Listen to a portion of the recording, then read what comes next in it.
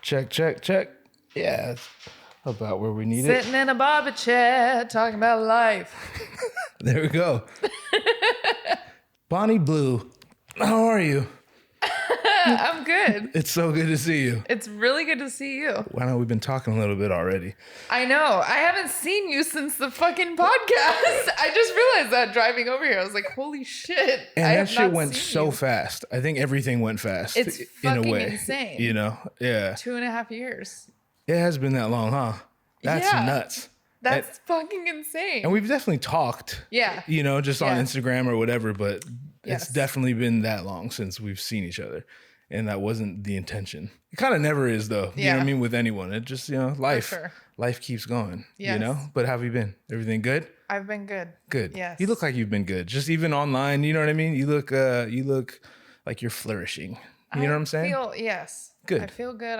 I'm working a lot and just bringing a lot of shit to life. And yeah.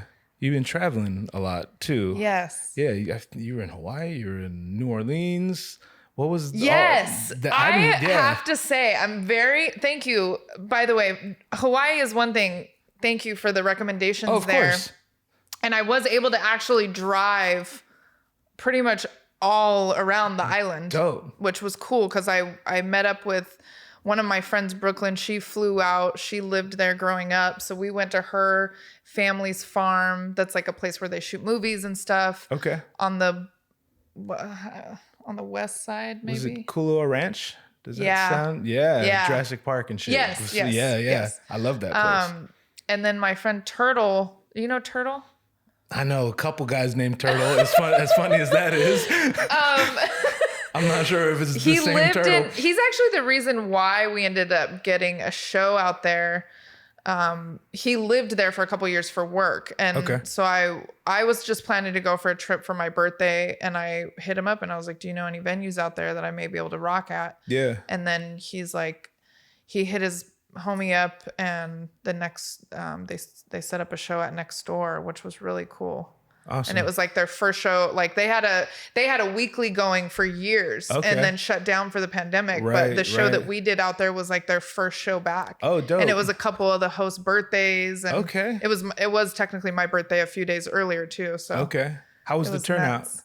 It was amazing. Good. Yeah. Awesome. Hawaii got hit hard like with the pandemic and stuff, you know? Yeah. And they're generally, I don't want to say fearful because that sounds negative, but they take precautions. Yes, you know what I mean? Yes, for sure. They take a lot more precautions than even we do here. You know what I mean? And we juice it up more than most people in the country. You know what I mean? Yeah. And I get it. You know, it's a little island, so you got to be careful about what comes and what goes and all that. I get it. You know. Yeah. But because we just played there a couple months ago, and we were kind of worried about even like leftover pandemic shit, how that would affect ticket sales. But you know, people came out, and I think everyone's just so stoked to finally do shit. Yeah. And we've all been kind of doing shit. Yeah. You know? I think that's happening everywhere. Like everybody's just like, okay, cool, shit's happening now. The fucking, you know, it's different. We can actually go out and enjoy ourselves. Sure. So yeah.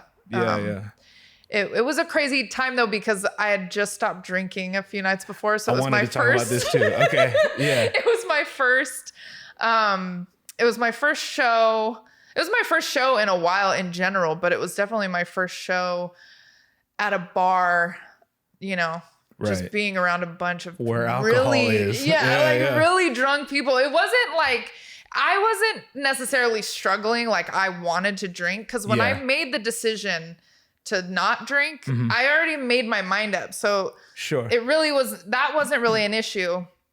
It was just being around drunk people that was like, oh, I have to do this. It's not as fun, right? It's totally not fun.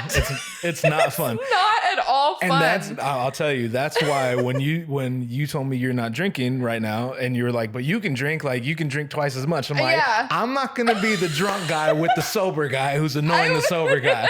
You know what I mean? I totally wouldn't mind it though. Like, I get it. I get it. Please, fucking have one for me. But yeah. So what brought on the I know we already kind of talked about it, but it's interesting. So what brought it on? Yeah, what brought it on? It's been kind of a slow burn to, you know, making the decision to just totally stop. But I just really am at a point where I've been drinking and doing drugs for 20 years of my life. Yes. And I fucking love it. Yeah, like I fucking love it, you know, like, and I've really had the time of my life doing it, you know, and there's that reckless asshole part of me that like can't wait to get back to it. But, but I'm just trying to do things in my life right now on a completely different level that I've ever done them. I'm trying to really focus in and put all of my energy and time into my art and bringing things to life creatively. Yeah. And that was kind of the main thing. And there's things that have happened too that kind of pushed it along. You know, I got in a really bad car accident last year and had a pretty crazy experience. I had like a near death out of body experience. And so that kind of, you know, that was a catalyst to me being like, whoa, you know, this is kind of crazy. Right. And yeah, I just slowly but surely kind of got back to feeling like I really want to make art and do music. Yeah. And I really want to like do different things and like contribute, you know, differently to the world and help people and share my story in different ways. And it was getting in the way. Yeah. Yeah. Yeah. That's the best answer you could have told me. There's no wrong answer, obviously, but you know, I hear people talk about it all the time, and that's something I struggle with very often and deeply. And when people decide to get sober, whether, you know, permanently or whatever, I'm happy for them. But I can't relate when they're like, you know, it's just I wanted to be healthier and I want to live longer. I'm like, yo, I don't have that. If that's what it takes, I'm just gonna keep doing this. But the fact that I relate to that, like it's just in the way of doing the shit I care about. Yeah. Yeah. For sure. That's all I need. You know? Yeah. I also feel like, you know, there's a deeper part of things for me right now where I feel a little bit more connected to a purpose for, and in within that living, I'm not living for myself anymore. Like I really feel like I'm here to help other people and inspire other people. Because if I, like, it's kind of weird to say and morbid, and we talked about this on the last time, but like there's a part of me that's like, if I were living for myself, I would just continue being reckless, but I'd like almost wouldn't want to live. Like I've lived for myself so fucking much. Like I could think of things to do in life, but I feel like I've fucking done, like I have experienced everything there is to experience as like a selfish person or a reckless person. Like now I'm just on some other shit where I'm like, I want to see what life is like doing some other shit. And like, I really do have a passion for creating and being an artist. So that's just what I'm into now. And, you know, I just feel a little bit more connected to just the simple fact that I want to help people. And I feel like I'm able to do that. Yeah. That's awesome. That's awesome to hear. Yeah. And I could tell that you actually feel that way. Yeah. Without even hearing that, it's just the vibe I've been picking up from you. You know what I mean? That's so cool. That's cool to hear. How long? So it's been, when did you stop drinking? Okay, so I made a commitment to not drink for 1 year from my birthday this year, which is June 28th, through my birthday next year. Right. Where I'll be at that point. I might be like, fuck it, I'm just not gonna drink. Yeah, yeah. You know, who knows? But I committed to a year. The only time I drank was at my father's funeral, which was August 2nd. Mm-hmm.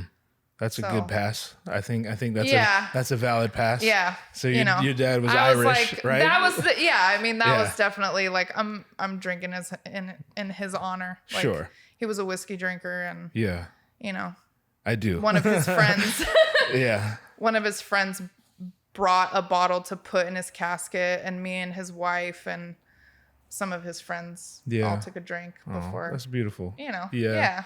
I think the words you said earlier was like your dad would call you a giant pussy if you didn't have a drink at his funeral. He would be like, what the fuck? That's you know, I mean, funny thing, the last time I was with him was on Father's Day this year, and we went to dinner, and I had gotten so wasted the day before in Miami because he lived in Florida. Okay. I was in Miami with some of my colleagues, and we went out on the boat, and I got fucking wasted. And the next day I was like, I'm fucking not drinking. And we went to dinner and he was like, you're not going to drink with me. Right. So that was definitely his fucking. Yeah. That's weirder than if you said, I'm just not going to eat any dinner. It was like, that's fine, but you don't got to eat. Yeah. Yeah. So, but otherwise, yeah. It's been since I got pretty schwasty June 27th, the night before my birthday. And then I actually flew to Hawaii on my birthday. Oh, cool. So. Oh, I didn't realize that. So when we were talking on Instagram, it was your birthday. Yeah. I didn't even say happy birthday. I didn't realize it was your birthday. It's all good. But I like that you're not the person like, oh, it's my birthday, by the way. And, then I have to be like, oh, happy birthday. Just in case you needed to know. Yeah. Awesome. Yeah. And you enjoyed Hawaii, I'm gathering. Yeah. It was incredible. Was that your first time there? It was my first time. Okay. I have a friend, Sarah, so I stayed with her on the North Shore. She's lived there for 17 years. Okay. And she's just like this incredible fucking crazy Renaissance woman. She fucking works on cars. She surfs. She works on boats. Like just all kinds of shit. But so I stayed with her on this really beautiful property for the first like week. Yeah. And then Turtle flew in because he's from LA. He flew in to do the show. My other friend Brooklyn flew in. We stayed in like downtown Honolulu at Brooklyn's friend's place, which was this sick like 33rd floor apartment in the middle of the city. Sick. So that was sick, like totally different completely vibe. Different. Yeah. And then we did the show, which was cool. It was a little crazy, but it was cool too. It was cool. Something crazy happened, but a little bit because I took a cap. I took a mushroom cap before we went, and I took one. Yeah. Okay. Which I've never taken mushrooms before a show before. Okay. And I don't want, that's never been an interest of mine at all. I don't know what the fuck I was thinking, but it was the smallest cap. Yeah. And I did not expect, I was just like, oh, I was planning on taking mushrooms after. Sure. So I was just like, let me get, you get a little pinch to just try it out. Mm-hmm. And on the way there, it was like a 40-minute drive into the city, and we're all in the car and they're all talking about a bunch of shit, and on the way there I'm just like, oh fuck, I'm actually that little fucking cap. Yeah. Whew, it had me. Was it bad, or it was just heavy? It wasn't bad, it was just really intense. Yeah. And then during right before my performance, there was a really cool area in the back of the venue that's set up like a library pretty much, and there's a seating area there. So I was like, all right, cool, I'm just gonna chill in the back. Yeah. And I pulled out my cards and I was pulling cards. I had an oracle deck and I was pulling cards, and my friend Brooklyn came over and she pulled a card and I read the card or whatever. And then a photographer actually came over and asked me if he could take some pictures of me. And I was like, yeah, cool. And then we met and ended up doing a photo shoot a few days later. So that was really cool because I was looking for photographers to work with there. Okay. But then Turtle came up and pulled a card, and then he had to go right on stage. So I didn't read his card to him. So he went on stage, rocked it. I went on stage, and I'm right before I go on stage too, I'm in the bathroom, breathing super hard. Oh, shit. It's hitting me like crazy. I swear to you, I took the smallest fucking cap. I did not expect that at all. Yeah. So I'm in the bathroom, doing mirror work. You got this. You're fucking Bonnie Blue. You do this shit. Right, whatever the fuck. Right. And I go up and I decide to read his card on stage to open my set. Fuck, I'm my friend pulled this card. It's the shaman card, and I didn't get to read it for him in the back, so I'm going to read it to you now. So I'm reading this. Had you read it to yourself before? No. Oh. Well, I have read it before. Okay. I have so you pulled that card myself. I know what it's about. It's this super deep, message, kind of about a shaman's life. Okay. And a healer's life and a protector of the land's life, which is very fucking potent and relevant, especially because we're in Hawaii, but sure. Wasn't the crowd for it, we're in a bar and right. So everybody's just what the fuck, I don't know what most people were thinking, but basically right as I'm ending reading the shit, I'm about to end whatever the passage that I'm reading. Yeah. And I just hear, and I'm zoned out for a second. I feel like I forgot that I was even like on stage for a second there. And then I just hear someone yell, "Sing a fucking song." Oh my God. And I was like, oh shit, I'm here. Oh my God. I'm here to rap. Okay, fuck. Holy shit. So like I just immediately go into like savage mode because I'm like, oh, this motherfucker, right? Yeah. So I just fucking go right into my set and, you know, do my thing. And then afterwards, like, it was like half and half, you know, it's like some people were coming to me. They're like, damn, you ripped that dude's head off. Like, that was so dope. And some people really did. Like, there was a handful of people that came up and they were like, that was really incredible that you started your set with that. Like, that was a really powerful message. Yeah. Like, we need more people like you talking about what you were talking about. And those are the people you do it for. Yeah, totally. Exactly. Like, it was just like such a fucking random experience. And I totally was like, holy shit, I forgot I was up here. You know, I'm just like reading this book, like completely zoned out from the audience. And then this fucking voice comes and I'm like, oh yeah, I'm here to rap. Like, that guy's a dick, but that's very funny. Yeah, no, it's hilarious. I want to make shirts that say sing a fucking song. Oh, please make a shirt. Yeah, like no, that. I will. That's hilarious. I will. That's so good. Yeah. And it's a conversation starter because every time someone asks about it, you get to tell that awesome story. Yes. How fucking great. How was performing on mushrooms? Because that's your first time doing it. So performing was great. Okay. Trying to talk was not. Like there was a couple times I tried to talk and like, which is really funny because reading the fucking book, I was exquisite. You know, it was like... I'm seeing a pattern. I'm seeing a pattern of you getting fucked up and reading really well. I can read really well when I'm fucked up. Yeah. But like actually try... Which is weird because like usually on mushrooms you're like, you know, connected to shit. But I could not like speak. But I think it's because... actually because I was like enraged a little bit because it had settled in and I was like kind of... A part of me was like raging like... Fuck this dude. Like I didn't even say shit. Like normally I would like talk some shit, but I just did my rap thing, which, you know, there's a little bit of shit talking in there. Sure. So it's like, I'll just let you fucking have that. But but I couldn't really talk, but otherwise it was okay. Good. And then afterwards it was totally fine. Like it was cool. I was glad it was over. Like I did it. It was a really, like, it really was an incredible group of people that performed and the crowd was really great with the exception of that dude. But that was, you know, it's like, even that really was actually great. Yeah. Like I'm absolutely. Not mad at it. Yeah. 100%. 100%. I'm not mad at it. It gives you a good story. Yeah. And a cool 100%. Shirt. Yeah. No, absolutely. How awesome. You did say, I wanted to say, because you mentioned New Orleans, I wanted to say I'm extremely happy that I was part of Greaseball's drunk on a boat moment. Because on your podcast, he said his like thing that he wanted to do in life was be drunk on a boat. What's something you've wanted to try but haven't yet? I wanna be drunk on a boat. Okay. Like in the middle of the ocean. Yeah. Or just fucked up in some way. Any specific boat? Like ideally something, not like a cruise ship, but ideally something with at least a sunshade. Okay. And I was drunk on a boat with him in New Orleans. Was it like It was a gator tour. Yeah, I feel like either him and I talked about this or maybe you and I don't know, but this isn't new to me. Yeah. It was something I drank away and you just pull it out the drawer. You know what I mean? That's hilarious. That's like, so what an tight. Interesting thing to do. Or, you know, want to do, but... No, you're right. Yeah, I was fucking wasted there.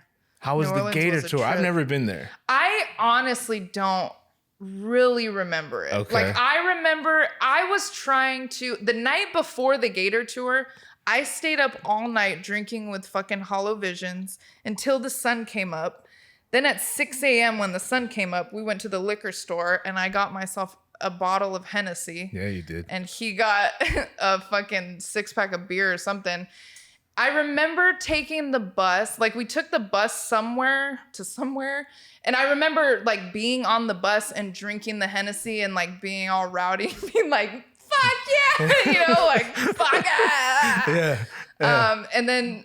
Like, I remember when we were on the boat, I was trying, and I don't know if I really remember or them telling me kind of maybe remember, but I was like on the boat trying to go to the front of the boat and be like, I'm the king. The Titanic shit. Necessary. It's necessary. But like I was almost falling off. Oh, so the shit. guy, That's not the waters you want to fall in. Exactly. The guy was like, we're going to have to go back if you can't like get control of her. We need you to not do any of this. So fucking Marie kept like trying to pull me back and stuff. And, you know, we made it. Yeah. So I don't remember much. I don't remember much of it. And there's actually one of Greaseball's videos actually has a little cameo of me on the boat. Sick. And I'm just like, fuck, that's so awesome. What took you guys down there? Because I saw you there, and then I think I saw him there, and I was like, that's so weird. They're there at the same time, and then I'm like, no, they're there together. Yeah, we all went just on a trip. Marie and Panic basically like. I don't know. It just fucking came together. Like we were kind of all hanging out one day and we're like, let's go. Like, you want to go to New Orleans? You want to go to New Orleans? And then it was kind of just this random group of fucking, I think 10 people. And we just rented a bunch this of misfits. huge, I love it. 100%. Like, we rented this huge Airbnb that used to be a brothel and had some weird ass like rooms and doors in it. Oh shit. Yeah, it was a trip. Actually, fuck. Me and Hollow because... He's a maniac. That boy's a maniac. I'm already knowing. Me and Hollow fucking took acid the last night we were there at like, I don't even know, probably at like 2 a.m. and our flight's at 8. Like, I don't know why the fuck, but we had fun. We sat up on the rooftop and like howled at the moon and laughed our asses off and stuff. But then like... I don't know what the fuck, but we had to go through like TSA. I've never tripped so hard in my life, actually. That was so rough. Like I could feel everybody. And I looked like a crazy mad woman from a fucking fairy tale. Like I had these boots with You weren't wearing like bunny ears or nothing, were you? I wasn't wearing bunny ears, but I might as well have been. That would probably would have been a little bit more inconspicuous. Right. No, my hair was a fucking wreck. It was all colorful still, and it was just all over the fucking place. It was crazy. How long were you guys there? So much fun. Like 5 days. Okay.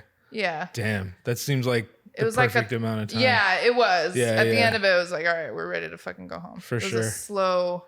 Yeah, we shot the music video Ego there. Oh, right. That was really fun.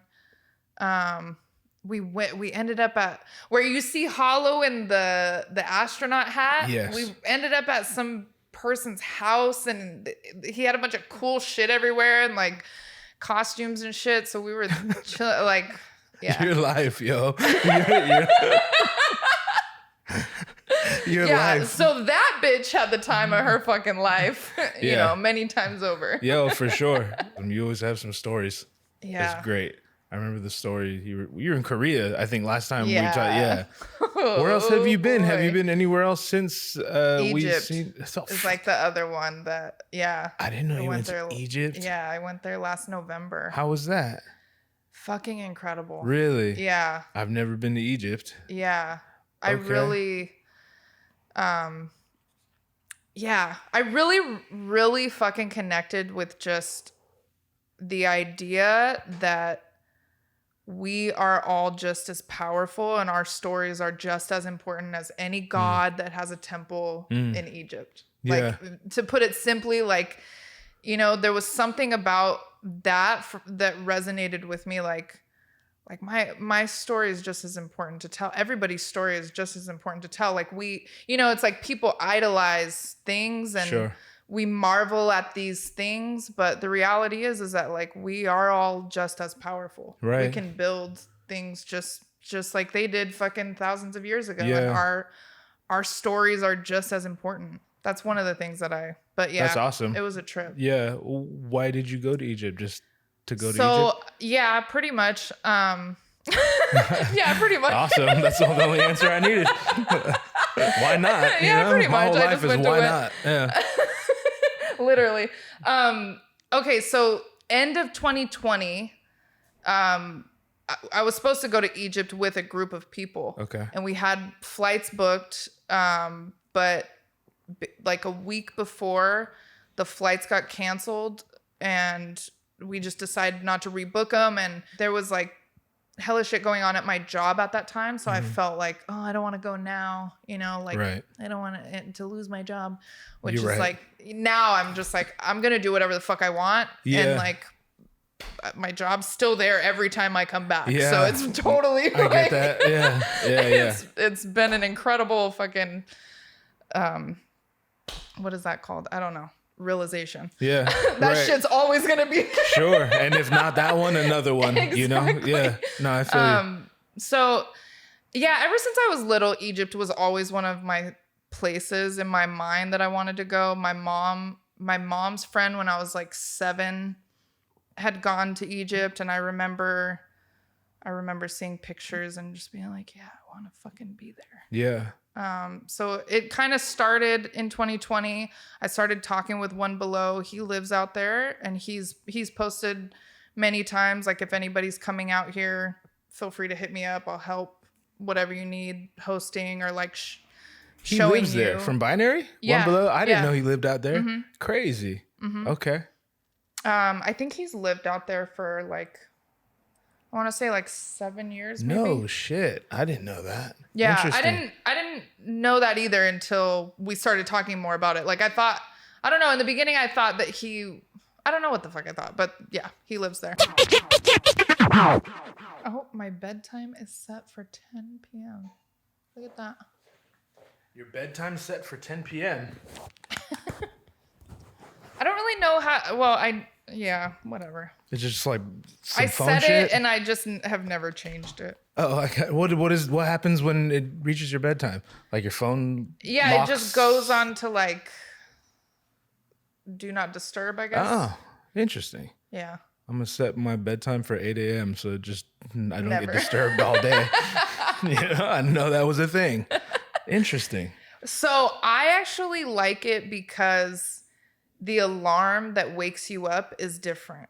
Okay. And it's really like mellow and it's, I don't know why, but you can like that alarm only comes when you set up the like sleep.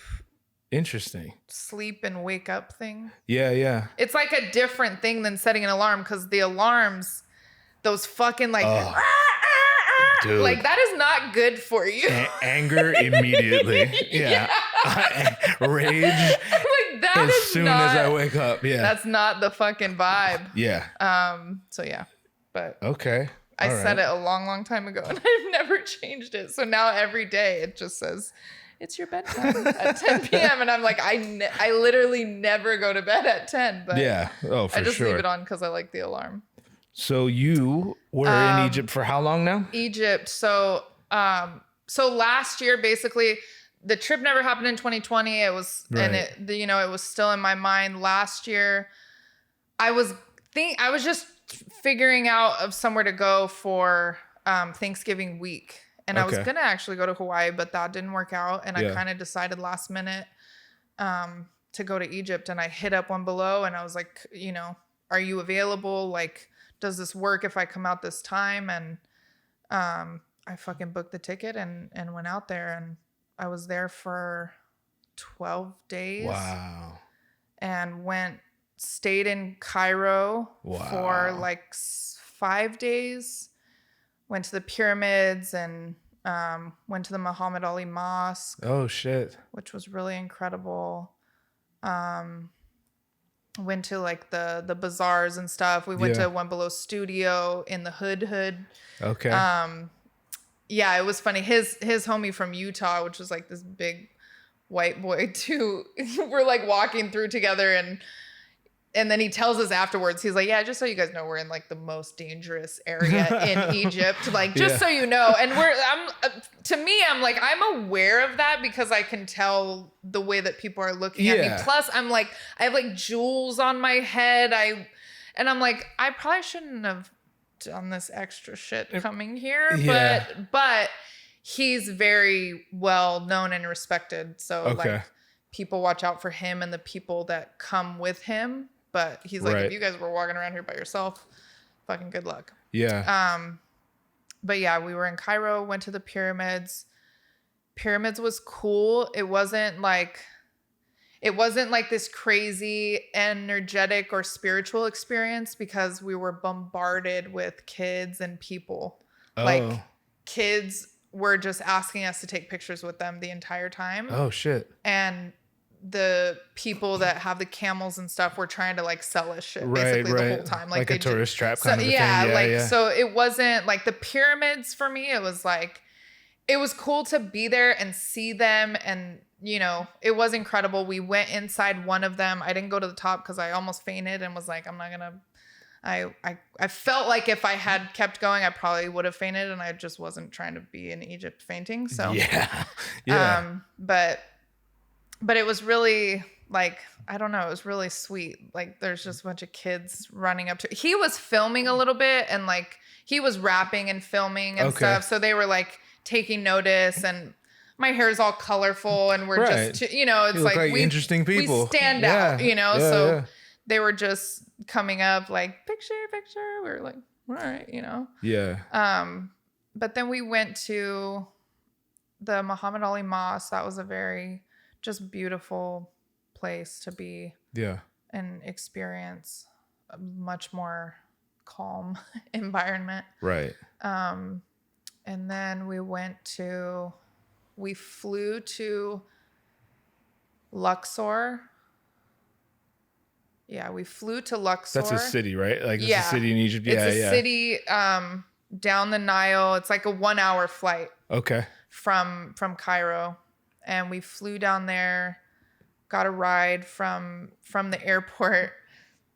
Just one of the drivers, you know, outside the airport, we picked him, or he picked us. Yeah. And got a ride with him. He took us to some hotel that was a little like not great looking, you know, not the cleanest. So we were like, you know, what else is there around here? And we're like looking, and I'm like, oh, there's a Hilton like right down the way. And the driver's like, oh no, the Hilton's too expensive, you know? Yeah. And I'm like, well, how much is it? Like, what is too expensive? You know, because our dollar is like $16 to them. Okay. So, yeah. I feel you. So everything's really inexpensive. So I was like, what's, you know, what is it? Yeah. And it was like $300 a night for a fucking 5-star resort. Run. So I was like, take us to the Hilton. Take us to the Hilton. Point this camel in the direction of the Hilton. Yeah. He was like, wow, okay, you know. So he took us to the Hilton. We chilled there for a couple of days. We actually stayed in Luxor an extra day because the Hilton was so fucking nice. And there was like more temples. There was a bunch of temples around there. So we went to Hatshepsut, which is like a temple on the side of this mountain. I've heard of that. Didn't they? I'm thinking of a movie that was filmed there. I think that's the only reason I'm aware of it. Anyway. Yeah, I'd have to I'm see sure. a picture. Yeah. That one was cool. There was a lot of tourists there. Again, you know, we got to walk around and stuff, but basically we were on this the Cairo was super busy. Like I said, pyramids was a lot of energy. I actually got like lost kind of at one point because I was supposed to meet them. I was supposed to meet them at a palace that I really wanted to go take pictures at. Mm-hmm. And one below had gone home, whatever, and his homie went back to his place, and then we were all going to meet at the palace. Okay. I didn't have phone service there though, so I was just running off of Wi-Fi. Yeah. And I basically got an Uber, and then I kept like going downstairs. I kept losing the connection, so the Ubers kept getting canceled. Yeah. So I got a taxi, which like we'd been in the city already for a few days, so I was like a little familiar with like, you know, I like you had your bearings a little bit, you know, yeah. And then I knew the name of the palace, so I was like, I feel like I can get there, but so I got in a taxi and was telling the guy like Barone Palace, and he's talking, you know, in Arabic the whole time, and I'm like, yeah, I don't understand you, but okay, like Barone Palace, right? Like that's where we're going. Yeah. And then eventually he just like drops me off in kind of in the middle of nowhere, and it's not Barone Palace, and it's like just this area with a bunch of fucking people in it. And I'm like, all right, this is not where I'm supposed to be. So I just luckily we had walked around the neighborhood that I was staying in, the Airbnb. Okay. And it was like an island called Zamalek. So I knew that. So I was like, fuck it. I'm just going to get another taxi. And if I can get back to Zamalek, I'll find my way back. Right. I know I can do that. So I did that. So that was kind of hectic. And then when we got to Luxor, basically the city was like it was hectic. Okay. We got to Luxor and it was a lot more relaxed. We got to the Hilton. We went to a couple temples. The last temple that we went to, we got there at like 4 p.m. and there was literally like nobody there. Oh, that's so we actually got to like chill there and just, sit with it. The sun was setting. There was a bunch of birds, like really take it in. And we like separated. He went off to do his own thing. And I just like sat on a bench in that temple. I'm trying to think of the fucking name of the temple because I totally... In any case, I basically sat on a bench and fucking bawled my eyes out. Oh, that's and that awesome. was when I started thinking about like just that thing that I was talking about, like, oh shit, like we're all just as important as this shit. Right. Like this shit is incredible. These temples are fucking crazy, and these like all the stories, and there's guides at every temple you go to, so they're like telling you the story. They're like, oh yeah, this goddess went here and they bought some boats and then they carried some donkeys here and then they traded that one for this one and they got some fish and they went fishing and build a moat and like, and you're just like, they're just telling their stories. Like that's what we do as artists. Right. Like for some reason, that connection to me was really potent there. Yeah. And it just kind of reconnected me with that part of me that's really passionate about storytelling. Yeah. And like... That's incredible. Yeah. Yeah, that's awesome. That we're all just kind of doing the same thing. Just in our own little corners of the world and all that. And we don't even know each other. Yeah. But, it's... what they care about just as much as you care about what you care about. Right. You know what I mean? Right. Yeah. That's awesome. I need to go to Egypt. Yeah. I think I need to go to Egypt. We should go. Oh, fuck. We should go together. I'm stupid down. Really? Yeah, you can show me around. Oh, well, yeah. I'm planning to go back potentially next month or maybe December. I was supposed to go back again the week of Thanksgiving, but I'm probably going to push it back to December because different things are happening now that I'm actually releasing an album. And so I want to go back, and there's other things there too that I'm like, I just want to set them up in a certain way. Mm-hmm. But let's go. Dude, I've done crazier shit. You know me. Let's go. Dude, that'd be incredible.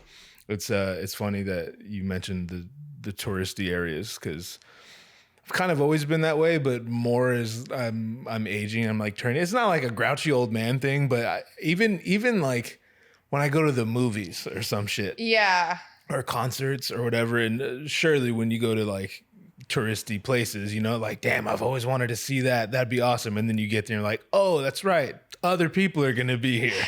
Yeah, you know what I mean? Like, I know the videos of people showing like Instagram versus reality. Those are pretty funny because you're like, it is fucking like that. But that's cool that you got to chill at that place with no one there. Yeah, that's awesome. And honestly, going with him instead of like anybody else because he lived there was a totally fucking different 100. Experience. Like, when we went to the pyramids, even he told me when we took a train down there and then we like walked into the pyramids, and normally people take like a different route, like the guides and whatever take people on a different route. Okay. But walking there, because it's kind of like you have to walk through areas that are a little bit more cutty and whatever, and he's like, watch, we're gonna get off of the train and everybody's gonna tell us that we can't walk over here, but it's because they think we're tourists, right? So I got you. We're just gonna walk over here this way. And so it was just different things like that where it's like if you're with someone that lives there, you are going to have a totally different experience. You know, anywhere, you know. That's how it was on the tour.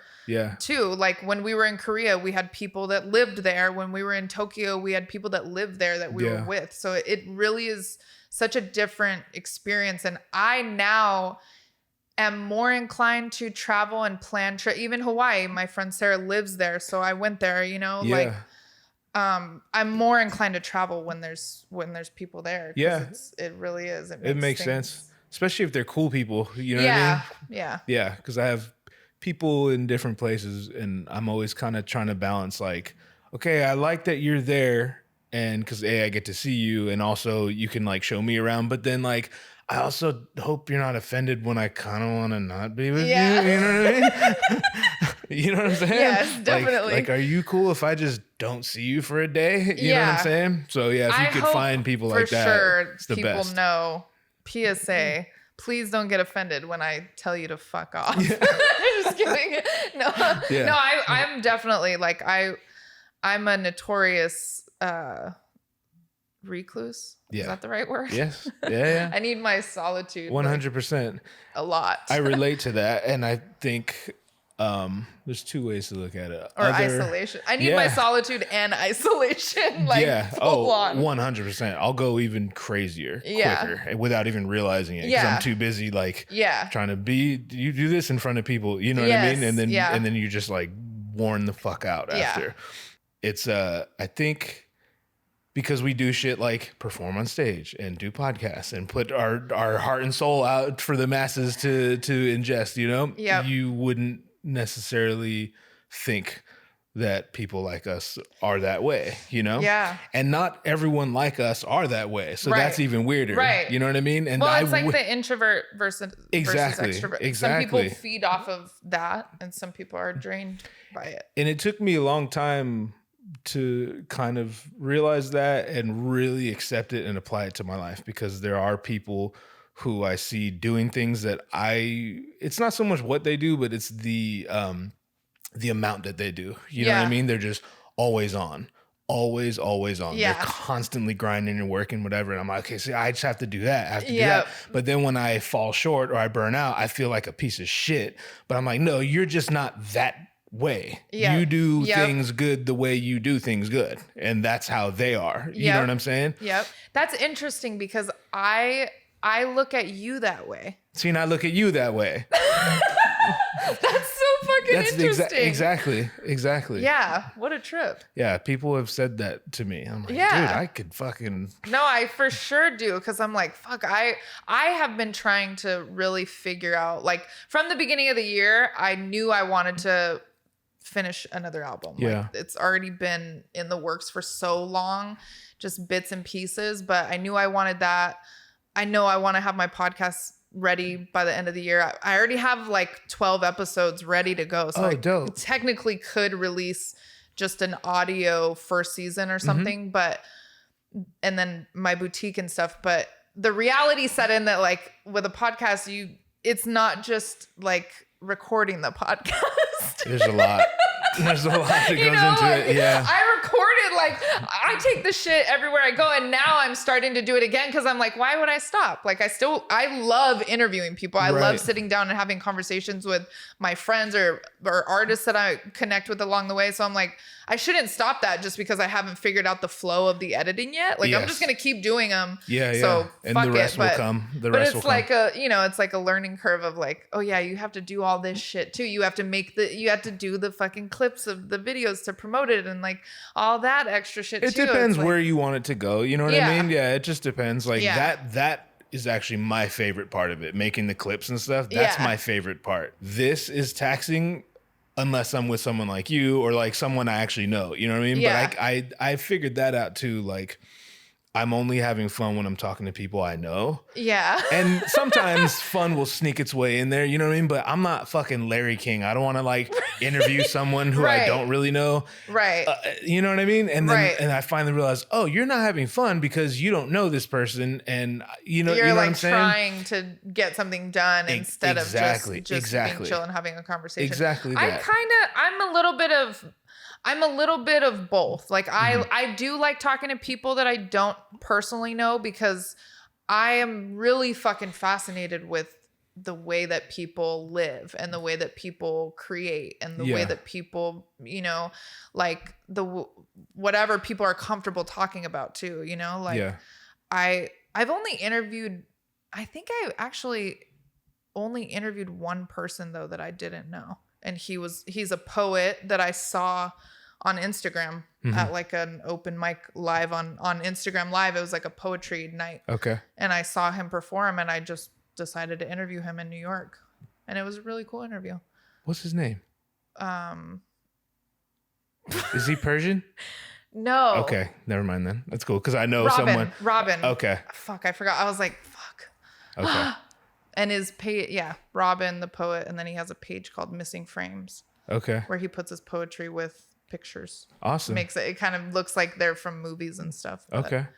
That's cool. But otherwise, I do like talking to people that I know. Like my first episode actually is with One Below at the end of our trip. No shit. That's Egypt. Cool. Yeah, that was my first episode. Awesome. I also made my first beat in Egypt. Really? Yeah. Okay. At the Hilton. Oh shit. When we were chilling at the Hilton, and I wrote the temple song. That's why I'm like, oh, it's called Habu Temple. Okay. That's the last temple we were in.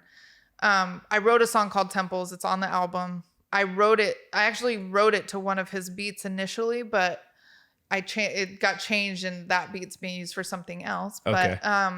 But yeah, I wrote that night and I made my first beat on his MPC, and I bought an MPC when I got back from Egypt, but that's like my next project. Okay. Like, I want, I want that to totally be my next like thing that I nerd out on. But like right now, the focus is on my album, finishing it up, getting it out, and then getting the boutique up and running, and then podcast in December, and then going in next year. I want to fucking nerd out on the MPC and just. Like, it's important to do that. My next project, like all self-produce. Fuck, that's awesome. Yeah, that's so awesome. I never made a beat in my life. You know, it's. Like, I'm not good with not being good at things. That's exactly how I am. That's why I'm not even going to try, because I'm going to suck. And then I'm going to be pissed that I suck. So I'm like, all right, well, I guess my life is this now. Yeah. You know? No, and that's everything else is going to get ignored. What's happened with the NPC, but I haven't lost hope. I know that I'll get, it's like, I just know I got to sit with it and nerd out on it and like have fun with it. Right. And I'm like, I have to finish these other things first and then I'll come back to it. But the first beat I made, I fucking really loved. And it was like, it happened really easily. Mm-hmm. Yeah. And so I just, from that, I'm like, oh, okay. Like it's there. Yes. It's not always going to come easily, but it's there and you just got to water it, Sure. It's like a plant. Yeah. Which half of my houseplants are dead, but the other half are fucking thriving. It's like the good half. It's like the half that are not malnourished. That shit right now is a little dusty. I'm not gonna lie, and it makes me kind of sad because I now I have it out and I look at it when I wake up every day just to give myself that like.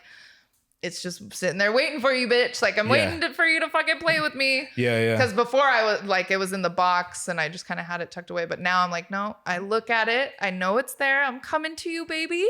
Yeah. Yeah. I do that with things. Yeah. Because it's not that I lose interest. It's that I'm fucking always all over the place, Yeah, so I refuse to put my cameras away. I refuse to put my microphones away. They're on the desk. They're nice. Just tidy. You know what I mean? I'm a little fucking OCD, so everything's kind of nice and tidy. But if I put it away in a box somewhere, then it's out of sight, out of mind. And then next thing you know, 3 years goes by and you're like, oh yeah, I own this cool shit that I enjoy doing, And only because I've been doing other shit, Right. And I like that you're giving yourself, like, all right, I have this and this and this. So starting next year, we'll do that. Yeah. Because I'm in typical me fashion. I'm like, oh, it's Monday. We'll do this. And then, well, I'd rather do this now. And then before you know it, you haven't really made any headway on anything. Yeah. I mean, that's normally, it, you know what I mean? Totally. But, that's normally how I am. I'm just like, I'm always like doing something. I'm always creating. I'm just barely ever releasing shit or sharing it. Same. I'm always writing and whatever, I have all these different projects and things, but I am now. I am now where I'm just like, no, I am a little bit more hyper focused on really bringing things to life in That's a good. world and in a way that other people can enjoy them and have an experience with them as well. Yeah, that's awesome. Yeah. Well, I can't wait to rap on one of your beats. God damn it! Yeah. That's gonna be awesome. Yeah. That's awesome. How much is an MPC? I think it was 1,700. Okay, that's what I got the MPC Live too. Okay, sick. So, yeah. All right, that's awesome. Dope. I've always like, I mean, Mike Eagle obviously was one of my favorite artists of all time. Same. But also, Henry Canyons. I don't know the name. He is fucking sick. He actually used to rap in French and English. Oh, no I think shit. he was from France. Okay. But he was like in the LA scene for a while. Okay. Shout out Henry Canyons. I actually don't know. Yeah, I'm gonna look him up. But he rocked with an MPC, and sometimes I think he rocked with an SP404 too. But, Okay. But like I always really loved watching rappers fuck with and like perform with it, and like fuck with it and perform with it, and obviously One Below does it too, right. You know. So like, and I always wanted to like add that to the performance aspect for myself too. So it's been a long time coming. It's always been there. Yeah. You know, it's like that's awesome. Those things. It's like they've been there for so long, and like as much as I've ran from all this shit so many times too. You know, like I've ran from all this shit. Like, no, I'm just gonna go fucking live a fucking normal life and work my job and like and then I get to a point and I'm like, fuck this. Okay, now I'm running this company. Yeah. What Dude. the fuck am I doing here? I get it. Yeah. Like you dig yourself a hole and you're like, fuck. I'm like, damn, I'm really like, somehow I'm incredibly successful. Like, why don't I go succeed at shit that means something? Yeah. I relate to that. For some reason, it's just way easier to succeed when other people are depending on me, even if it's not something I give a fuck about. You know what I mean? I don't want to disappoint them or whatever. But I'm the only one writing on this shit or music or whatever. You know what I mean? And you would think it'd be the opposite. And I think there are people out there like that. You know, that goes back to what I was saying. I wish I was that way. But I think the step one is, okay, let's acknowledge you're not that way. Yes. So what are you going to have to do differently from what that person does based on who they are? You know what I mean? Fuck. And just kind of forgive yourself, as corny as that fucking sounds, you know what I mean? But just forgive yourself, hold yourself accountable, but don't hate yourself. Yes. You know what I'm saying? No, that's so fucking important. Like, I for sure, like I've lived so much of my life really not being myself and like thinking different things or having self-doubt, and it is like it's really fucking important for you to realize like you're unique and like that's cool, like that's actually a good thing that you're unique and you're not like other people, and everybody is different, you know, like everybody's processes are different, and the more you know like sit with yourself and make it matter to you that you do have that heightened level of self-awareness to understand like this is how you are, and this is how you get shit done. Right. Because that's what matters. It doesn't matter. You can always look at somebody else and be like, damn, they're doing this and they're doing this. But, you know, you can do whatever you want in the way that you are capable. Right. You just have to figure that path out. Yeah, exactly. And just keep showing up. That's half the battle. Yeah. And, you know, that doesn't have to be every day of your life or every waking hour. But that's why I've gotten better at like kind of scheduling shit out. Yeah. You know what I mean? Like you were saying. So 100%. And it's been beneficial, you know? For sure. Who knew? Yeah. Some organization. A little bit of organization, a little bit of self-love. You know what I mean? It goes a long way, apparently, you know? Thank you. Thank you very much. Oh, did you see the Elvis movie? No, I didn't. It's trash. Really? Oh, that's disappointing because I like Homeboy. The director? Yeah. Is that why you saw it? Because of the director? No, I mean, I was drunk at home watching Netflix and I was like, oh, Elvis. That's how I view most things. And then a week later, I'll be like, "Oh, cool, Elvis," and I'm like, "Damn, Clerks? This is familiar." And then, "Oh, we watched it last week, but you just don't remember." Do you like the movie Clerks? I do. Sorry to totally. I'm like, no, fuck Elvis. No. Did you know Clerks 3 just came out? I didn't know it just came out, but I knew they were gonna release it. Yes. Have you seen it? I did. Is it good? It's good. Is it? Okay. Yes. Cool. I bawled my eyes out at the end. Oh no. Yes. And there was a Q&A with Kevin Smith and some of the actors from the movie. It's the original cast. Like it's not like the second one. You know, the second one, it's like they went fucking Hollywood and a bunch of crazy shit happened. Yeah. It's really cool. Like they take it back to like almost the original format, but in a really like cool and creative way. Awesome. And tell a story. Like it's really good. Jay and Silent Bob in it? Yeah. Okay. Yeah. Awesome. Hold on. I'm having a me moment, and I can't remember. I remember getting up. I just don't remember if I hit record. I did. All right. Wonderful. It's one of those things like, do I say something? Do I just let it go? Probably. If I didn't, I'm going to be sure pissed. We're recording. You know? Yeah. Yeah, they were there, and they were both, they were there for the Q&A, which it was fucking hilarious. That's awesome. Yeah. I love Kevin Smith. He makes really good movies. Yeah. Have you ever seen Dogma? Yeah. That's one of my favorite movies of all time. Yeah. Crazy. He talked about that because during the Q&A, people were asking him about other movies and if there was going to be a revival or sequel or whatever. Sure. And Dogma came up and he said basically Harvey Weinstein owns the rights to that movie. Oh, shit. And he has asked through his lawyers and stuff, like he's asked if he could buy them and offered, he's like, I'm not that fucking balling, but like I offered him like $500,000 or $250,000 or something. And he said no. And then there was like a fundraiser for it and he got $1 million together, fucking submitted it through the lawyers and whatever. And the motherfucker still said no. Personally, that's where I draw the line on Harvey Weinstein. Yeah. Fuck you. Like now you've gone too far, sir. You've gone too far finally, You've sir. gone too far with the Dogma. You fuck with Dogma? That's fucked. You know? But like what a piece of what a piece of shit overall. Of course.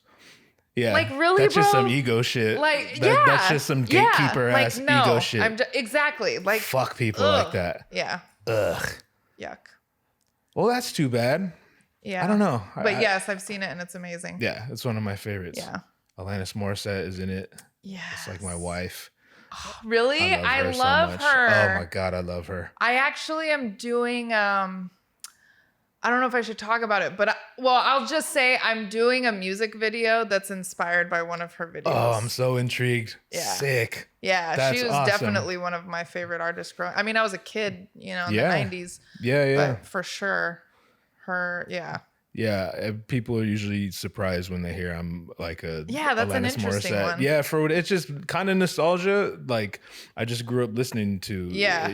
Like in my house we had like 4 CDs, so we just play it over and over and over again. And my dad was really that's one of my favorite albums of all time. Of all time, it's and I'd so never good. seen her live because we were kids. You can't just go to concerts and shit. And I remember she wasn't playing in America for a long time. She just stayed in Canada.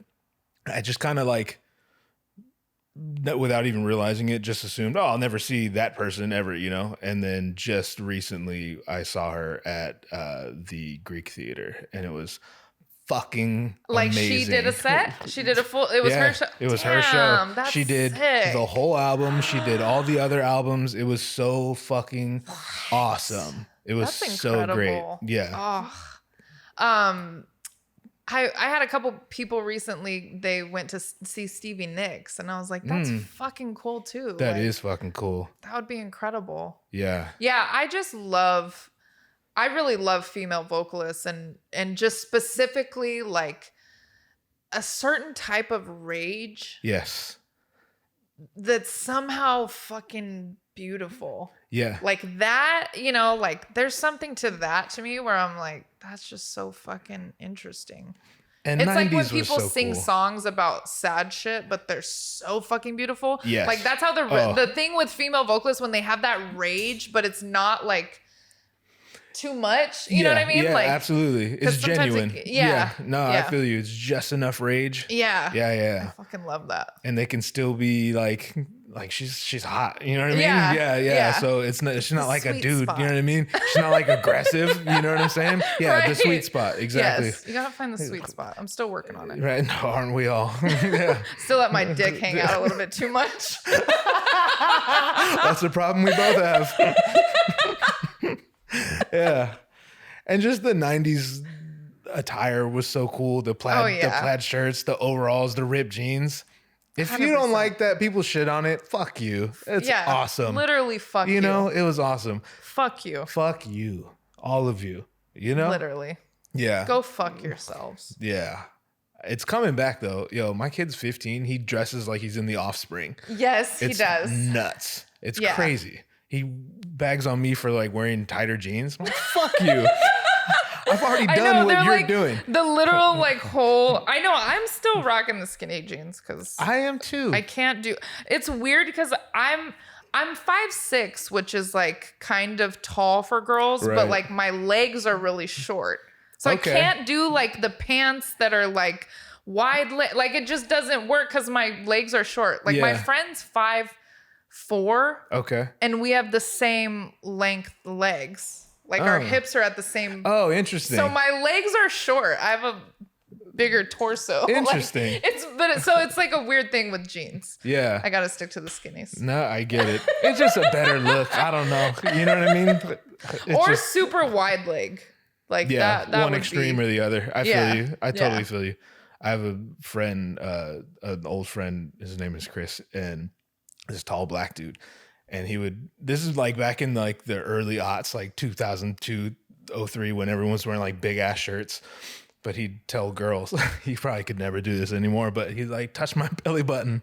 And they'd be like, I'm sorry. Like these are the first words this man would say to these women. It's like, I bet you can't touch my belly button. And they're just kind of like, they'd go to where a normal person's belly button is. And his belly button's like way up here. Because he's like all legs, and so it's the opposite problem.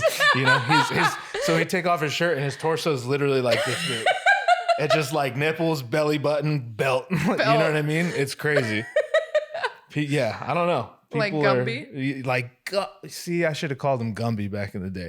He was. I don't know if black people watch Gumby though. You probably have no idea. I don't think so. Actually, I think there's something to that. Yeah, a lot. I really believe that.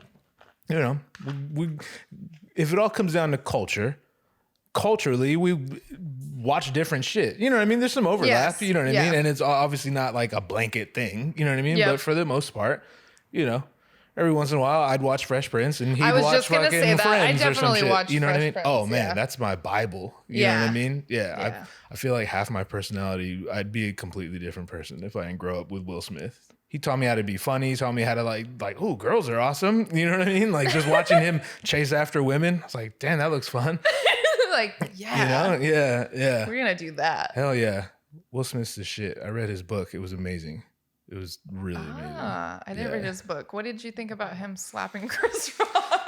Let's get to the fucking hot button issues. I've never even talked about it, but just, I don't know. Do you think it was real? I'm still not totally sure. Okay. You know what I mean? I don't know either because like I totally am on the side of like we don't know shit. We don't know how shit. I'm with most and things. Actually, you probably like I feel that way because I've been on like you have too. You've been behind the scenes of events, of shoots and shit. It's like you have no fucking clue what's going on. Yeah. Like in like what is presented to you in the media or in Hollywood. Exactly. Is usually not what's actually going on. So whatever the fuck, it's kind of it's kind of interesting how there's that veil. Like, what's really going on here? 100%. Because it definitely generated way more buzz than they would have gotten. You know what I mean? So, there's that. And also, like, even if it was real, I've never really been the guy, like, people like, oh, he shouldn't have done that. Or Chris Rock should have done that. Like, I'm not here to tell anyone how they should do anything. You know what I'm saying? Like, what do I give a fuck? Yeah. You know what I mean? Literally. I would slap a dude for my wife, but I'd also might let someone slap me and not react just out of like what the fuck just happened? You know what I'm saying? So who knows? Right. Who knows? Anyone who thinks they know, there's always those people. Would you have? Yeah. Would you have? You know what I mean? You have no fucking clue. Exactly. Let's talk about your new album. Yes. I know you're excited. I'm excited too. What is it called? It is called Outrageous Acts of Silence. Wow. That's a fucking awesome title. Thank you. Holy shit. I haven't actually talked. I've been posting OAOS. Yeah. And it's actually really interesting. There's one person that keeps guessing. He'll probably watch this now. He's gonna be like, "Fuck, now I know." Because he was like, "Don't tell me." You've said it. I have said it on interviews before, but it's been a couple years. So okay. So you've always known your project was going to be called that? Yeah. Oh, that's so tight. Yeah. That's awesome. It's been a long time coming. Technically I've been working on it for 8 years. Yeah. There's shit on there from then. There's new shit. I just actually, the last song that's going on the album I wrote 2 weeks ago and recorded the next day. And that was the, just a little icing on the cake. Yeah. Real quick. That's awesome. How do you feel about what were some of the things you were thinking in terms of putting old stuff with new stuff? Was there any anxiety there? 100%. Okay. There's been anxiety and self-doubt literally for the last 8 years. And that's part of the reason why it didn't come out. Mm-hmm. But because there's a part of, and I hope that releasing this album and kind of shifting the way that I'm just doing art and different things and actually having a goal to release it. I hope that I'll be in a different groove with it moving forward, because I really now believe that you are supposed to create and release. Yeah. To allow you to continue doing that. Yes. Because if you hold on to shit, then it's fuck, but I can't get this. I can't get the energy back that I had when I wrote that, which that was totally part of it. But somehow I don't know how, but somehow within the last few months, it just started coming together, and what I needed, the pieces from the old songs, the pieces that were missing, they just started, it's like a big ass puzzle, and it just started coming to me. The day after my father's funeral, I actually was sitting on the beach and I wrote out the track list. And it's I wrote out the track list, and it's tracks that it was half done, pretty much half recorded. And then the other half I've been working on for the last month. Yeah. And they needed to be fully recorded, or some of it was recorded and need to be revised, or, it's I had to just really dig in and write the notes and go into it. That's fun for me. I love that part of it. Yeah. I it's fun once you get it. Yes. Yeah, I get it's literally the worst feeling ever when you don't get it. We say, it's we just go and do other things. So it's not we're just sitting around. It's not I've been sitting around oh my God, I'm so fucking bummed that I'm not releasing an album. I haven't really given a fuck that I haven't released an album in 8 years, until now that I'm ready to release it. I'm oh yeah. I want to do this. Yeah. So it's not like that, but there's just that part of it where it's the pieces weren't coming together, but then they just fucking started to. I really started this year with a little bit more clear vision of wanting to do that, and with that goal in mind. And so I think, I just started working at it slowly but surely, and just different things. I write a lot without music throughout the day. Almost every day I'm taking notes. I'm writing lines. I'm thinking of melodies. So album, even my last album, that's part of the reason why I called it All Things Considered, because it was all over the fucking place. But eventually it just comes together like a puzzle piece. It comes together like a puzzle. Sure. And that's pretty much how. Kind of when it needs to. Yeah. Yeah. And somehow even... I have a song called Darkness Looming, and I wrote the first half 6 years ago to a completely different beat, and I forgot about it completely. I forgot about it entirely. Yeah. And I got a new beat, and I wrote a verse to it, again, a few days, or I wrote it the day that I found out that my father passed away, actually. I got the call that my father died, and I wrote it. And then in that process of writing it, I remembered the song from 6 years ago. Like, I completely, like, I forget shit all the time. Same. Like, I have books and shit that I write in, but they get lost. Right. Like, I fucking, you know. You need notes to I keep move track of your around notes. or whatever, yeah. Yeah.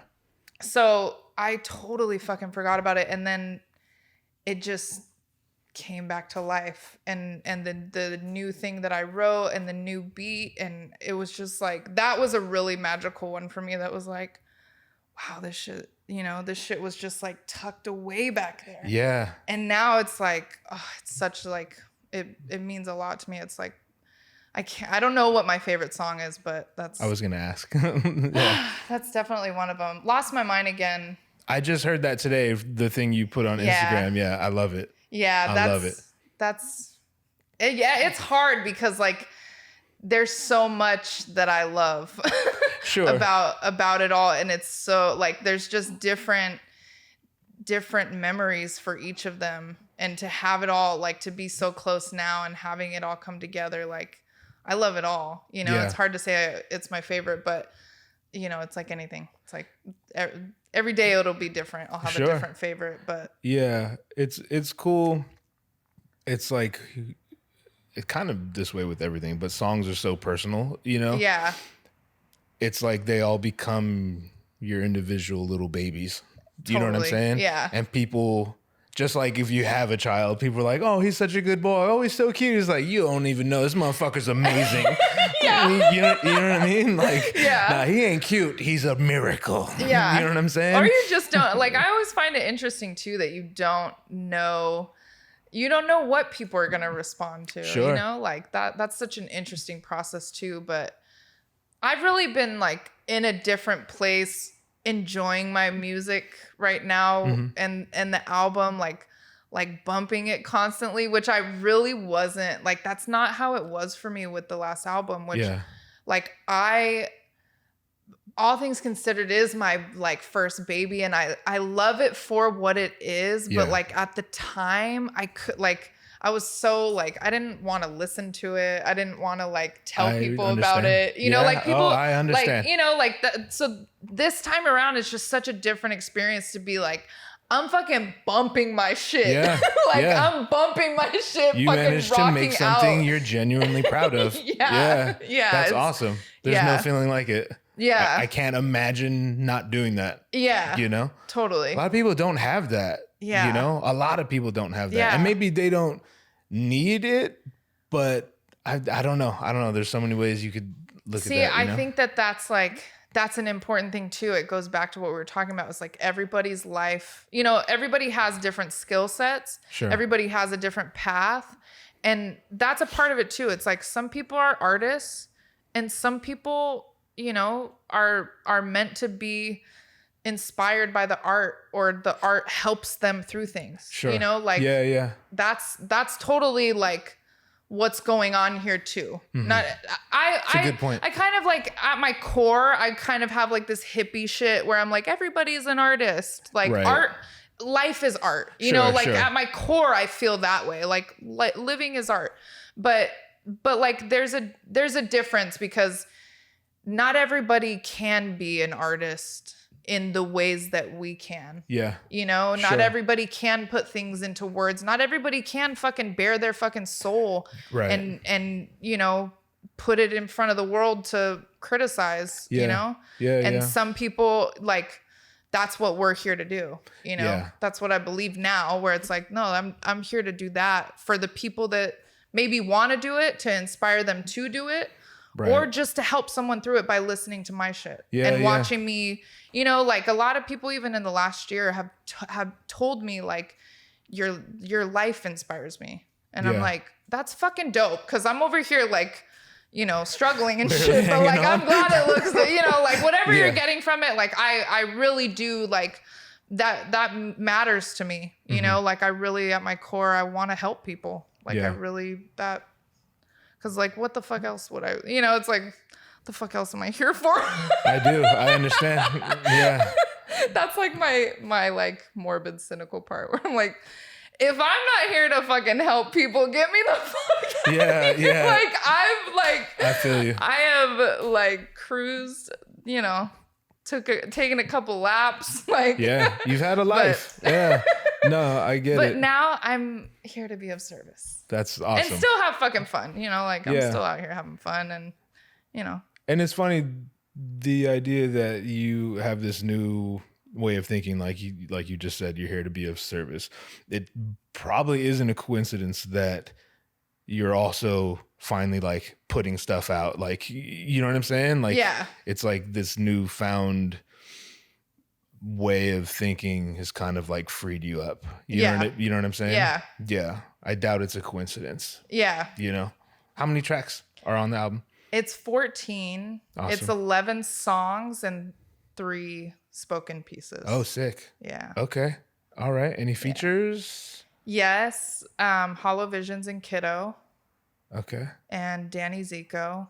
All monsters. And Baby Ruthless. Oh, okay. You know her? Yeah, I do. Yes. I was just looking at her stuff today. Yes. She's a bad bitch. She's a bad bitch. And I fucking have, like, I'm really excited for the song with her because it's a very different song for me. Okay. But it's it's my favorite song of the style of song it is. It's definitely like, people are gonna probably trip the fuck out to hear it, but it's such a great song. Like, that's awesome. Yeah. That's cool.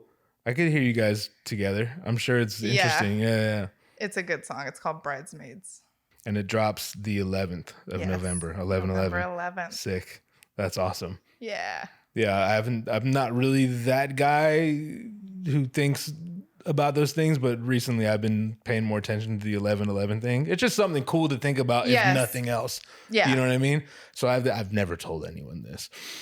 I have this little thing I do. If I look at the clock and it's 11:11, I guess it's like affirmations or whatever. You know what I mean? I'll just tell myself, you know, what I want, and then tell myself things about myself that I'm already proud of. Like, you have this, you've done this, you've done this, and you're gonna do this, and you're gonna do this, and it's gonna be dope. Cool. And as soon as it's 11:12, all right. Anyway, I love that. Where were we? That's a good, It's a cool little. It's been a cool little thing. Yeah. You know what I mean? Even if those things matter. I force myself to do it sometimes because I could easily, if I'm like depressed or whatever, like fuck it. You know what I mean? But I'll just force myself to acknowledge the good shit that's happening, and then give myself permission to keep dreaming about the future. You know, 100%. Yeah. I tell myself that I love myself every morning and every night. And I've been doing that for about a year. And I swear it's made all the difference. And sometimes I'm really fucking not like, I'm not having a good day with myself. You know, like I would definitely like, you know, that still exists. But just knowing that, you know, just knowing that no matter what, I love myself. It doesn't matter what the fuck is going on outside of me. Right. At all, you know, or within me. Doesn't matter what's going on. Like, I love myself. Yeah. And just, you know, letting myself know too. Like, my biggest thing too, like my motto and message that I want to push is like, the power you need is within you. Like, it's within you. You know, like we always seek external help and validation in a lot of ways, but fuck, man, if everybody could realize their own power, you know, like that's an incredible thing too. Even the idea of being inspired by other people, like it is something that's in you. Yes. If you know, 100%. Inspiration only comes as like it's gonna water that seed that's already in you. Totally. You know what I mean? I've found too, like, the more I'm in solitude and the more I isolate, the more I am inspired, the more I'm able to bring my own things to life. Like, I don't, you know, like I'm a fan too of everything, and I love art and I love music, and I fucking bump everything, but I'm not really trying to be inspired by anybody outside of me. Like, I have my own, I have my own stories to tell. I have my own traumas to explore, and, you know, art to bring to life. Yeah. Just from my own life. Absolutely. I think that's like, you know, that's key too. Yeah. Realizing, once again, it comes back to like your own story of your own life is really, really important and really powerful. Sure. Yeah. I was just telling someone this, like, people just assume I listen to music all the time, you know what I mean? Or I like listen to podcasts all the time. And I do to an extent, but for me, it's always been like you just said, you're not really looking for inspiration anymore, you know? And I'll sit with myself in silence, really, to seek that. Yeah. You know? And that's awesome. Yeah. You know, with me, there's always been like a fine line between inspiration and then, if we're going to go dark, like discouragement even, you know what I'm saying? And then, but also there's inspiration can easily turn into emulation. Like I'm like, oh, I want to, you start writing like a someone that you like, you know what I mean? And maybe you kill it, but it's just kind of now you're doing your best impression of this person. You know what I mean? And it's not intentional. Nope. But you know, if you have someone in your ears fucking 24 hours a day, it's gonna come out. You know what I mean? Totally. Nothing wrong with that, but it just kind of gets in the way of what's in you already that deserves just as much light. Yes. You know what I'm saying? 100%. Yeah. I like this thing you got going on. Yeah. Rabbit ears and all. Yeah. You know, like I said, your friend came in with the cowboy hat. Yeah, you had to. Yeah. I got these. I don't know where I got these, but I was like, I just think it's cute because I could put. Oh, I got them yesterday. Where the fuck did I get them? I just got them yesterday, but I just thought it was cute. You could like. Yeah. Put one down and like. It's awesome. You know. I always envy girls. I mean, I could do that too, but it would come across differently. You know what I mean? You can do whatever you want. That's sure what this is all about. I sure can. Yeah. All right. I'm going to reset one more time and then I'm going to ask you questions. Cool. How are you on time? You good? Mm-hmm.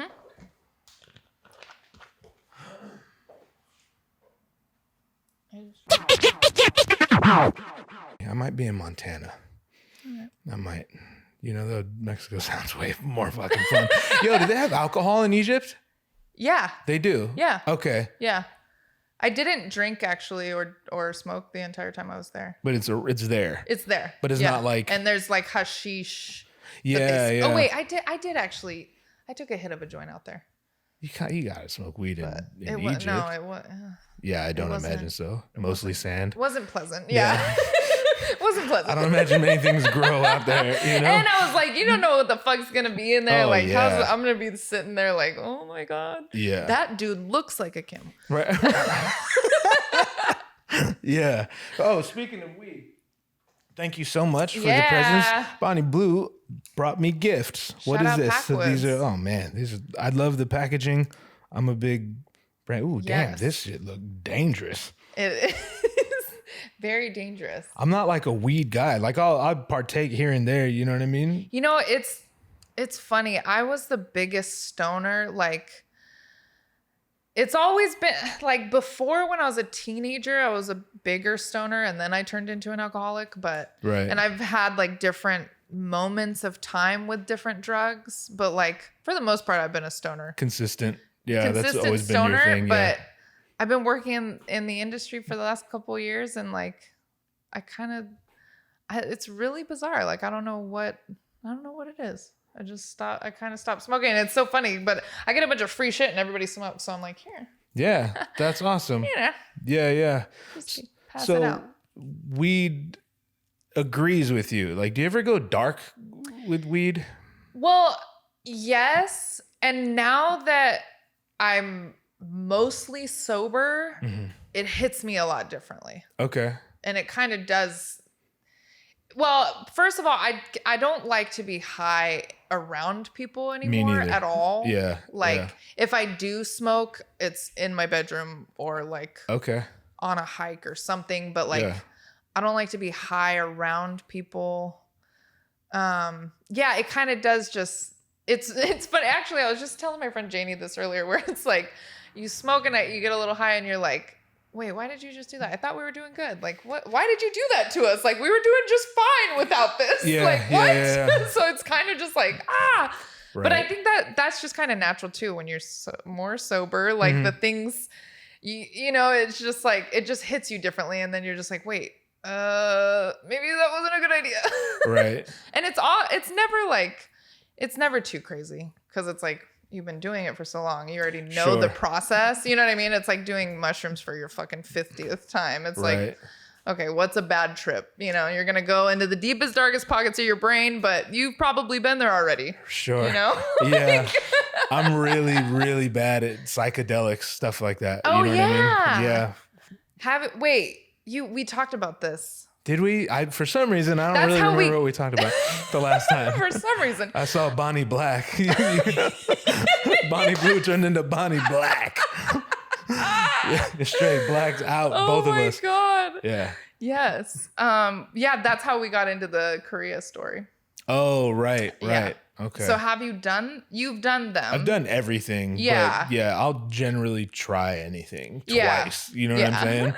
Like the first time don't count. You know gotta what I mean? get it in for good measure. Yeah. And I've smoked a shit ton of weed, but it's always like maybe 10% of the time I actually enjoy it. And those are only if I'm in a relatively good place already. Yep. You know what I'm saying? Yep.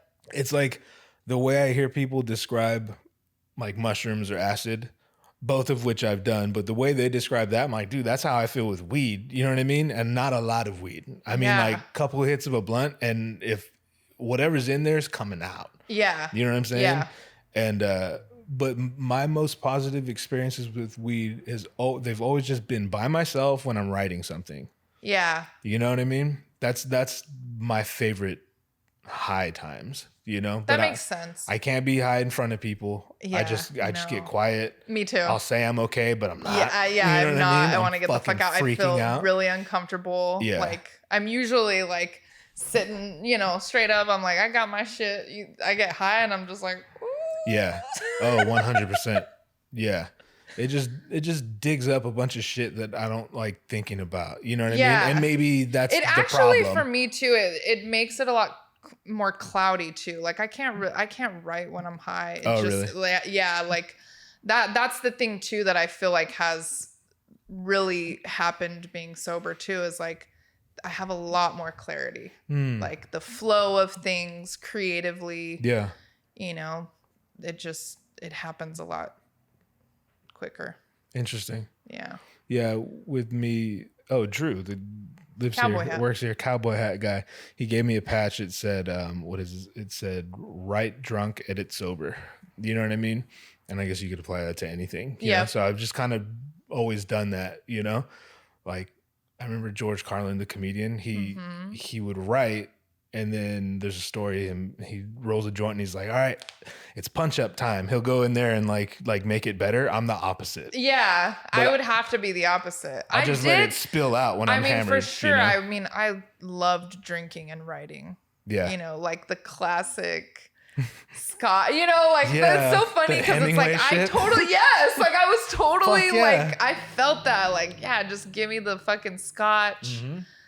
I'll sip on it while I write with my smoke a pipe with a quill. Typewriter. Yeah, with a quill pen. Quill. Yeah. Fuck yeah. In a robe by candlelight on a goddamn scroll. Fuck yeah, I'm here for it. All of it. Yeah. Yeah. For sure. That's awesome. All right, I have questions. Question time. Are you ready for question time? Yes, I am. All right, they're just kind of scattered. Let's see. Do you have a best friend? I have a handful of best friends. Right. Yes. Are these people you've grown up with or? Yes. Yeah. Okay. I have a handful. I have a handful of people that have known me for a long fucking time. I have one I've known since 4th grade. The other, my best friend from junior high. She was at the show. My other one, she was at the show the other night. I've known her for fucking 15 years. Another one I've known for over 10 years. Yeah.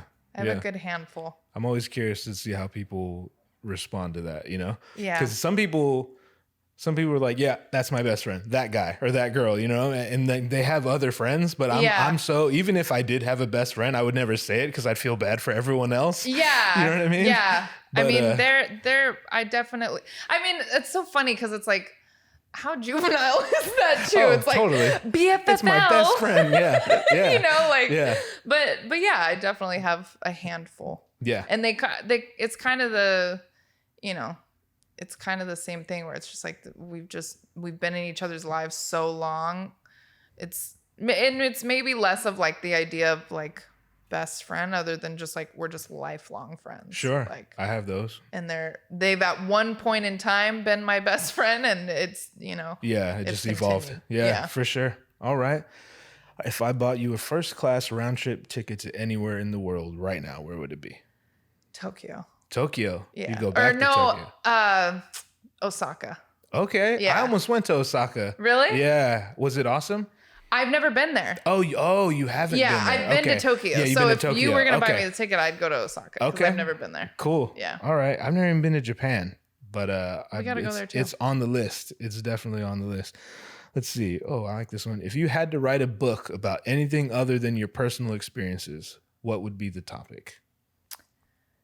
It would probably be like a sci-fi novel about a bunny coming from an enchanted land to save it from the darkness.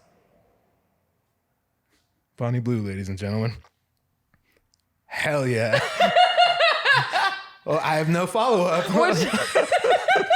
Which is 100% the book I'm writing, so. Oh, shit. Okay. Sick.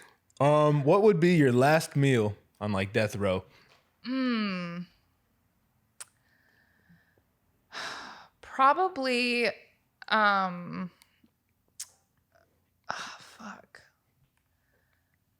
definitely the Haagen-Dazs like nutty bar ice cream.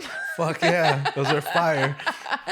That and mac and cheese for sure got to be up in there. Like gourmet mac and cheese, like not even like Wood Ranch mac and cheese. Okay. Ooh, a Pizookie. Sweet tooth. Okay, we have a sweet tooth. I didn't know this about you. Okay, for sure. Cool. A Pizookie from BJ's, some Hell yeah. sprinkles cupcakes. Damn. No, I'm just kidding. I love it. No, Baked by Melissa cupcakes are better from New York. Are those the little ones? Yeah. Yeah, I've had them. Yeah, those are good. Oh, some macaroons. I don't know why. I definitely love sweets. I'm like, just fucking, I will die of a sugar. Yeah, you'll never kill me. I'll just fucking OD. Yeah. Yeah, and then maybe a fruit platter with some exotic shit, some dragon fruit, some watermelon. Ooh. Yeah. Those are good answers. I'm not even sure I've had dragon. I'm sure I have. Ants on a log. Okay. This is heartbreaking. So, all right, I'm just going to fucking be honest. I had planned to bring ants on a log, and we were going to, because I still have yet to eat this shit. Oh my God. Okay, I was too, and even when I was driving here, I was like, should I go to the fucking grocery store? I was going to go to the grocery store, but then you called me, and you're like, I'm here. I'm like, I'm almost here too. No! Fuck the grocery store. Oh my gosh. And then when you said you'd want to drink, I was like, oh, cool. We'll just eat ants on a log instead of like cheersing. We'll cheers with the ants on a log. But none of that happened, so all right, well, it's we're just gonna more have to heartbreaking. Do a follow-up. It's fine. Yeah, okay, cool. Yeah. That would have been tight, though. You can come on my podcast and we'll do it there. There we go. Awesome. Yes. I have peanut butter in my car. I was just going to go buy celery. Why do you have peanut butter in your car? Because I was going to make ass on a log. Oh, okay. I just keep peanut butter in my car, Smooth and chunky. Just in case, just have it on deck. I mean, I know you have a dog, so I'm like... Yeah. We went there, did we? Ice Cube. I forgot that you met him. He was at the fucking the studio. The only sober one in the building. Yes, he was. Yes, he was. I imagine being him watching us like, wow, they're still going in on that bottle. They just keep pouring it. Oh, he sees it very often. Yeah. Yeah. If there's like, one thing he Dad, sees, there he goes again. Yeah, it really is. Yeah. Okay, what's your favorite movie? Favorite movie? One that comes to mind immediately is Dumb and Dumber because it's like a family favorite. Sure. I love Quentin Tarantino movies. Yeah. Definitely. Ooh, what's your favorite Tarantino movie? That's a good question. Probably Reservoir Dogs. Ooh, okay. That's probably, yeah. Awesome. What? Yeah, I want to say like Howard the Duck. Oh, That's shit. Like Drop Dead Fred. Like those are some of my favorites too. Like from back in the day. You know? Yeah. I really like The Town. Randomly, Ben Affleck. Yeah. No, that's a great movie. I love that movie. That shit's awesome. Like I'm trying to think of like newer movies. But yeah. Even though I've said like 10, you asked me one. No, that's fine. I'm just like, here they all are. It's just a conversation starter. Yeah, here are all my favorite movies. Damn, Belly's fire. Belly's fire, yeah. Yeah, the soundtrack's fire. Yeah, Belly's a sleeper. What is your favorite animal? Can't say dog. Even if it is dog. I mean, bunny. You know. Bunnies? Yeah. Awesome. Okay. Or like, koala. It's a close second. I like koalas. Those are kind of like the bunnies of bears. Yeah. You know? Yeah. They're like cousins for sure. They're bunnies that climb trees. Yeah. Do you have a favorite birthday? Like when you think of your favorite birthday you've ever had? Probably this year. That's awesome. Yeah. That's awesome. I would say this year. When you went to Hawaii? Yeah. I'm not mad at that. Yeah. Okay. It was an incredible launch to a new year. And just, I've kind of just been on the solo journey a lot more too. And it just kind of, my birthday started that even more and just diving more into my solitude and my creative process. Yeah. I feel like that kind of happened on my birthday. That's awesome. And then I was in Hawaii for 2 weeks and this kind of year. A fresh start. Yeah. That's dope. That's awesome. It's always sad when someone's like, when I was 13, like, damn. So you've had I don't even 20 remember shitty birthdays. Fuck, I mean, last year's birthday was literally the worst fucking time of my entire life. Damn. I remember that. Yeah, right. But it wasn't. I mean, I had a fucking great time. I spent $20,000 in one weekend in Miami. How could you not have a good time? Shit. Oh my God. I love it. I fucking love Miami. I love Miami. Too. I could easily spend 20 racks. It was a rough first time, but also like it was a great time and then it kind of went to shit, but it was a great time. So, okay. Yeah, rough. A lot of great times. Rough birthday in Miami. But this year was definitely my favorite. Awesome. Well, good to hear. I debated whether or not to read this one because this was a real thing I thought about when I was at a taco bar. Okay. You like tacos, right? Yeah. All the meats and all that? Not really. Oh, fuck. Okay. It doesn't really matter because, it's like some psychological thing. Okay. You're at a taco bar. This is going to be so good. This is so stupid. You get two tacos. You get one pastor and you get one carnitas. You discover the pastor is trash. However, the carnitas is fire. Okay. You go back for two more.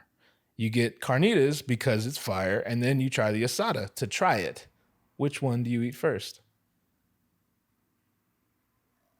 The pastor was trash? The pastor's trash. And the other one was what? The carnitas is good.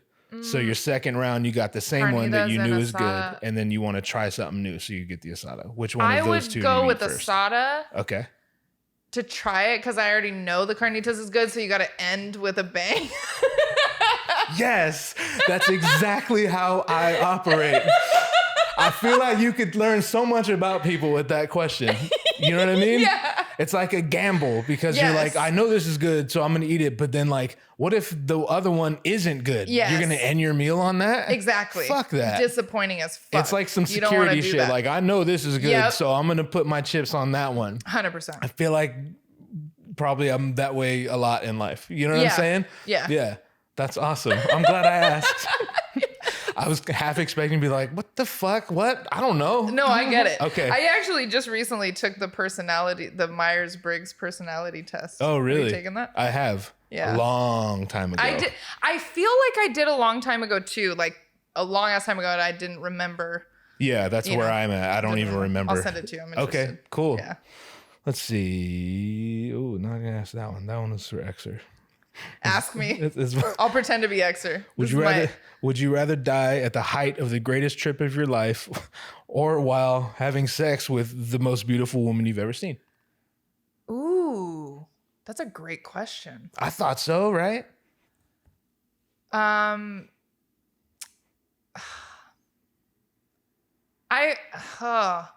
so many thoughts because like part of me is like the greatest trip because it's like your own journey. Because it's like, fuck, if you die while you're having sex with the most beautiful woman, then she has to like live through the fact that you just died. Like that's sad. Yeah. I'd probably choose the trip.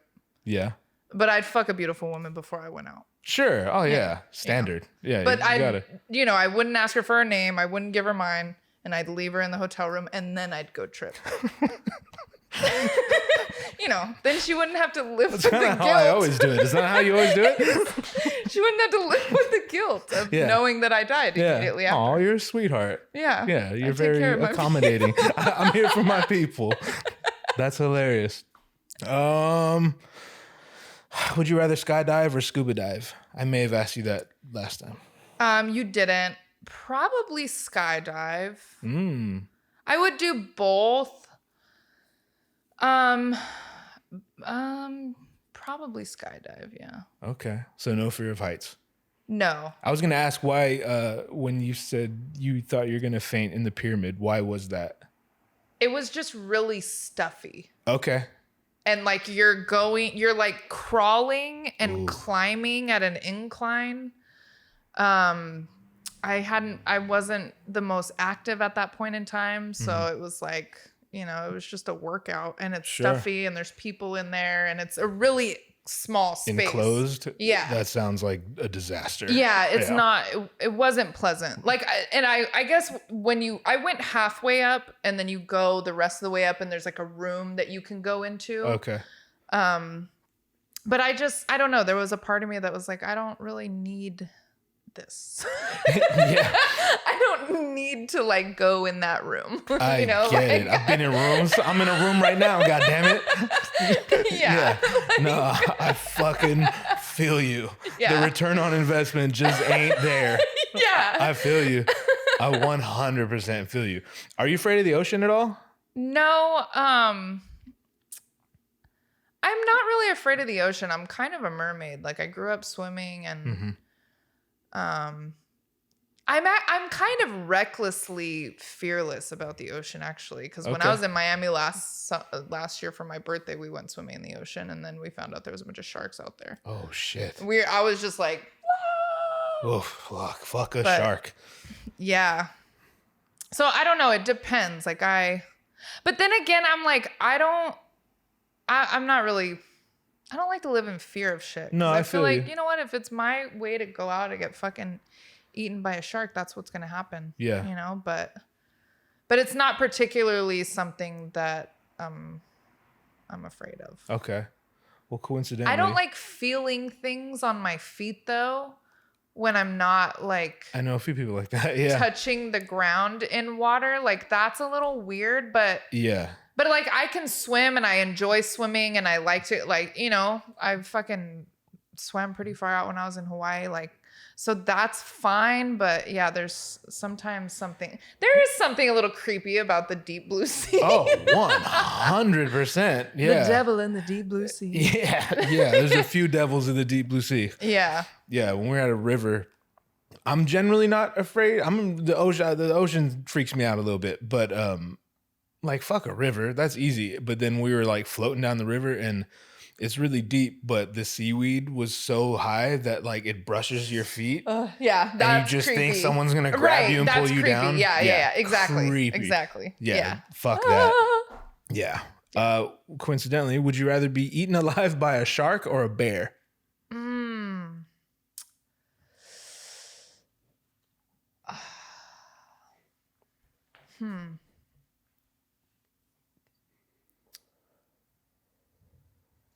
That's a long pause. No, that's fine. I love it. The gears are moving. I want want to say a bear just because I would like to be in the mountains. I would like my dead body, my dead mangled body to be in the mountains. You're like, if I was eaten by a bear, that means I was in the mountains. So it's safe to say I was probably enjoying myself before the bear showed up because I fucks with the mountains. Right. Okay. I mean, I love the ocean too, but yeah. Yeah. This is why you ask people questions like this. Yes. You know what I mean? Everyone's thought process is different. That's hilarious. I almost didn't ask that one because most people say shark. So I'm like, okay, universally shark. Yeah. I wonder why. Well, is it quicker?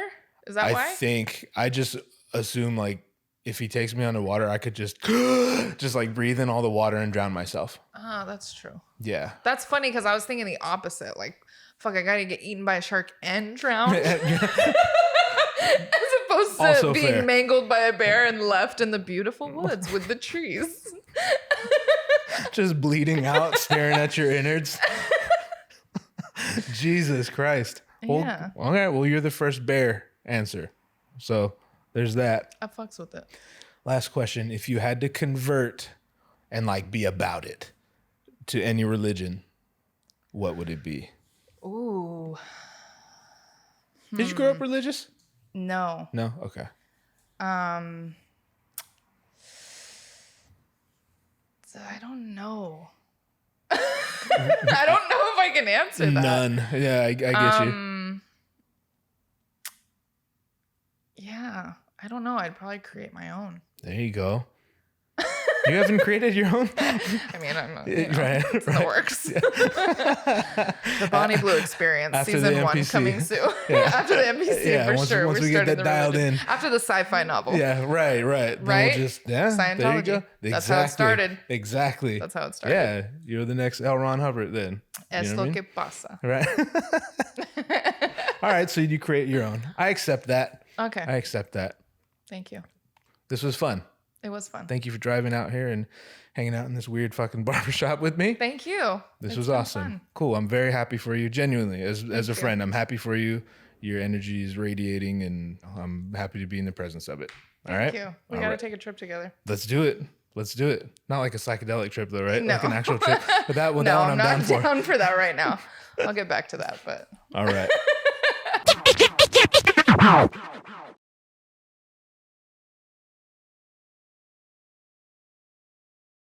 Fuck out of here.